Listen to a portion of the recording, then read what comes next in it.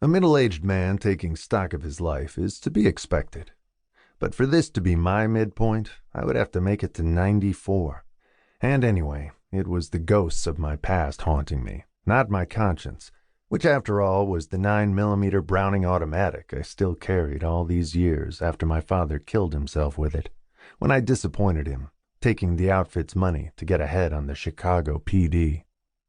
As I write this, I'm closer to 94 than 47, which was my age in October 1953, when I caught an Ace Company cab outside the Kansas City Municipal Airport.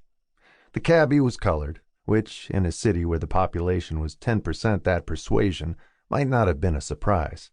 Still, Negro hackies didn't generally work white areas, though airport runs could make for a decent fare, and those who didn't like the driver's shade could take the next ride down. And those who didn't give a damn got a smile and a nod and no funny business, like unrequested tours of KC. And I didn't need one of those. I'd done jobs here before.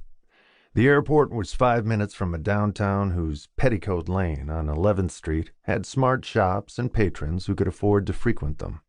Around 12th and Main were the usual stores and palatial movie houses. A few blocks east was a civic center, whose plaza included two of the taller buildings, the courthouse and city hall, with the massive bunker of Municipal Auditorium to the southeast. Everything was still up to date in Kansas City. They were giving my toddling town a run on the meatpacking and agricultural fronts. They had an impressive art gallery, fine arts museum, and kitty-pleasing zoo, and the industries included steel, petroleum, and automotive manufacturing. And one once booming local enterprise that had faded since the 30s had made a big comeback recently. "You in town about that kidnapping, boss?"